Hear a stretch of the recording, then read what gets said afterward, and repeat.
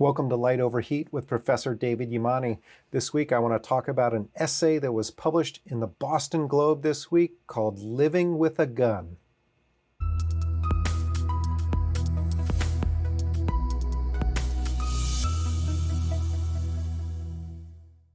Okay, so I'm sitting down this week because I want to try to stay pretty close to some of my scripted notes and also stay close to the text of this essay that was written in fairness to the author. The author's name is Ieva Jusionyte. She's an anthropology professor at Brown University. The title of the article, again, was Living with a Gun. The online title was Why I Bought a Gun. Jusionyte has a book coming out this spring about how guns in the United States affect gun violence in Mexico. So this essay obviously is occasioned by the publication of that book. We've never met before in person, but she brings an interesting background and perspective to this issue, which I'll touch some on in the course of my comments here. The piece got my attention, of course, for a few reasons. One, because this is a fellow scholar who's studying guns. We're a fairly small group of people, so anytime someone gets public attention doing that, I'm of course curious. The essay, it's an opinion essay, but it was sort of shown on the front page of the Boston Globe on Sunday, which obviously major metropolitan newspaper, and the major day of the week in which people read the paper. So, this signals the importance of the issue to the editors of the Boston Globe and potentially to its readers. And maybe most especially, my entire book, Gun Curious, deals with the question of why I bought a gun. And in fact, chapter 4 of my book is titled Living with AR-15s. So, Jusionyte here is writing about living with a gun. I write that chapter on this similar topic, so obviously very interested in her particular take on it. And of course, we come at the issue from quite different perspectives.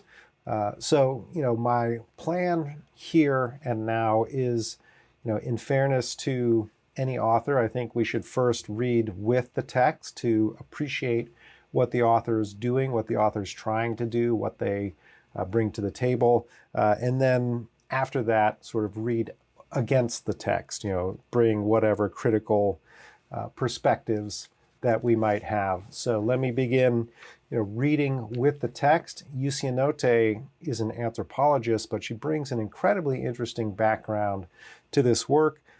In particular, she's a certified EMT paramedic, and she has treated gunshot wound victims in that capacity. She's also a volunteer firefighter. So she has experience as a first responder that I simply don't have. And she's also, in her research for her previous book and also this book that's coming out soon called Exit Wounds, she's gotten a lot closer to violence at first hand as an ethnographic observer than I ever have. So, I don't initially recoil or have any criticisms for her, but more appreciation for the work that she's done when she says, the editors obviously selected this passage from the essay as the subtitle to this opinion. It says, "I have seen the savagery of firearms up close. I was afraid and viscerally appalled by them." And I think this is entirely fair. There are many people who have seen the savagery of gun violence up close and are appalled by guns because of it. That emotional response, I think, is totally natural, right? To be afraid, to be appalled. It is a normal response, perhaps, for a human being to see that and to recoil from it. As to whether you should also recoil to guns, that's maybe where our perspectives differ.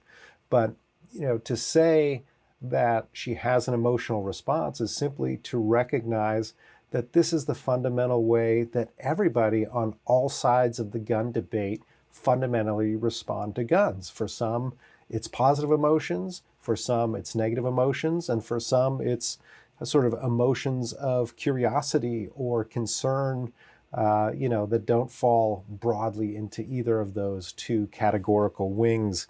And she also notes in the essay that as she lived with the gun, she said, "My fear and comfort have diminished.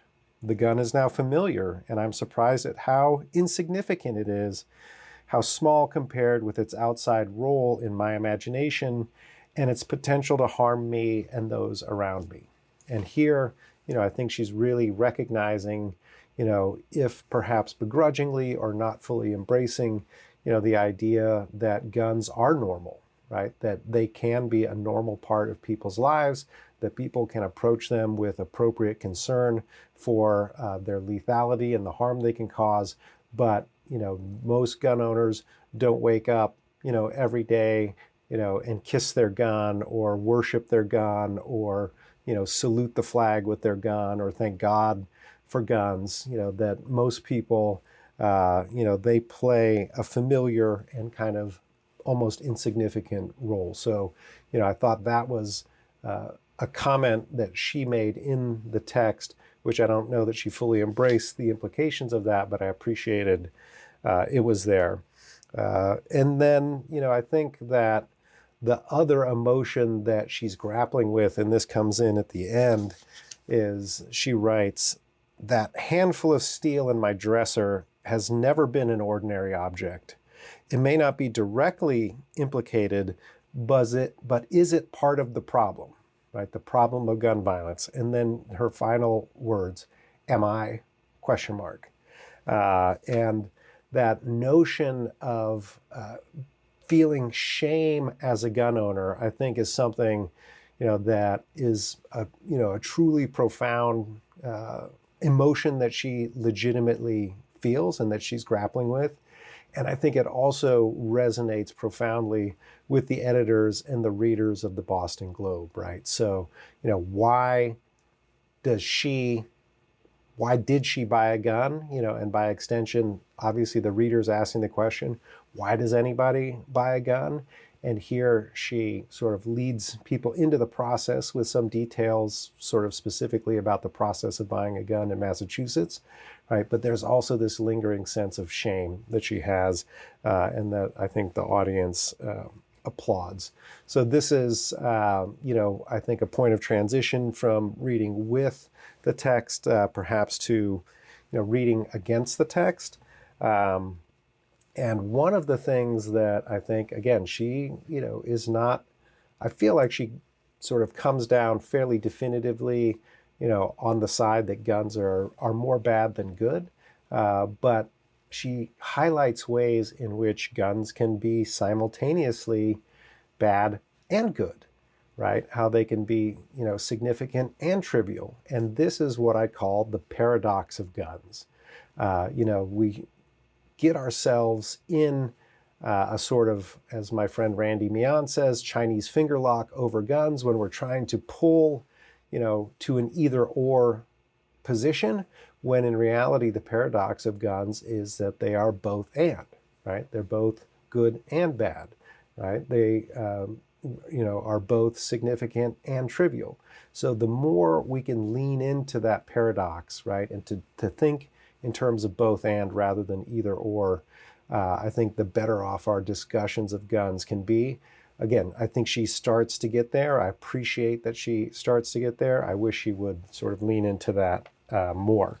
The second point I'd like to highlight, by way of more critical comments, is that, she talks about how one of her motivations for getting a gun early on was fear that she was experiencing at the possibility of being attacked or harmed in some way. But she jumps in immediately, to highlight, she says, "But the thing about fear is that it is often irrational." And absolutely, fear can be irrational. It may even be often irrational, but it's not always irrational, right? So the fact that people may experience fear and then look for a gun as a way of addressing that fear is not always an irrational act, right? It can be a very thoughtful act. It could take into consideration all of the possible risks and benefits involved, and also the uncertainty. So you're talking about, something that is, maybe no more or less irrational than anything else that we as human beings do. A third point I highlight is that what I call the standard model of the irrationality of defensive gun ownership, right? Basically the idea that fear-based gun buying is purely irrational because the costs of owning guns are less than the benefits of owning guns. That standard model is somehow lurking around in the background of this piece. And here, she talks about the risk of bringing a gun into her home, which nothing wrong with thinking about that risk. I think that it's something that many gun owners do, that gun owners should do. But she writes sort of fairly bluntly, "I knew that having a firearm at home increased the likelihood of my dying from a gunshot wound." And I think that this somewhat mistakes how studies of risk actually work, because, on the one hand, it's true. If there's a gun, you're more likely to be injured by the gun than if there is no gun, right? In the same way that if you drive a car, you're more likely to be in a vehicular accident than if you don't drive a car, right? Or if you have a swimming pool, you're more likely to drown than if you don't have a swimming pool, right? So these are all true, but in a sort of trivial way. And I think, the other side of that is that thinking about the particular risk, right? She talks about her likelihood of dying from a gunshot wound. That likelihood is heavily influenced by a lot of things: where she lives, what her demographics are, how she behaves, right? Does she practice the rules of stupid or not? So the people who really inflate the risk of gunshot injury in terms of criminal violence are people who have lots of risk factors outside of the fact that they simply own guns. And I've talked about case control studies ad nauseum on my blog, so I won't go into the challenges of using case control studies to prove the guns as a risk factor. But, so again, on the one hand, very smart to think about the downside risk of bringing a firearm into her home, but it's not so simple as simply saying have a gun in your home puts you at higher risk, right? Those statistical averages hide a ton of diversity in who really experiences these risks and who experiences them at lower levels. And I think, one of the last things that I want to talk about is, the fact that the reason that she got a gun, she talks about how she approached, she thought about getting guns at one point in her life, decided against it, and then came back to it.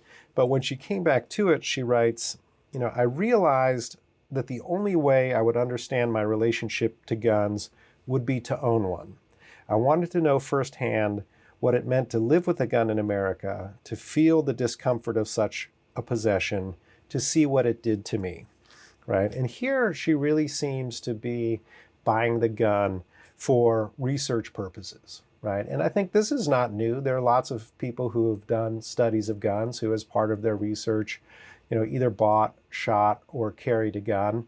And there's absolutely nothing wrong with it. In fact, at the start of my sociology of guns classes, I take my students to the gun range specifically not to convert them to being gun owners or gun rights advocates, but simply so that they have an experiential understanding of what guns are and how they function and what they can do. And so, again, I applaud her for getting some firsthand experience with guns for whatever reason that she wants. The downside of this, though, is really it has the potential to become a sort of what the big brains at open source defense call gun orientalism, right?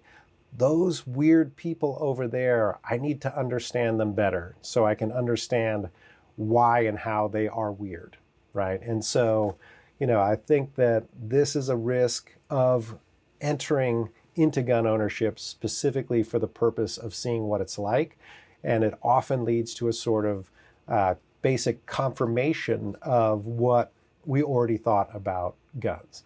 I think, Rachel Monroe in the New Yorker wrote a very nice piece about her experience with guns. Having moved to Texas, she wanted to try and figure out what it was all about.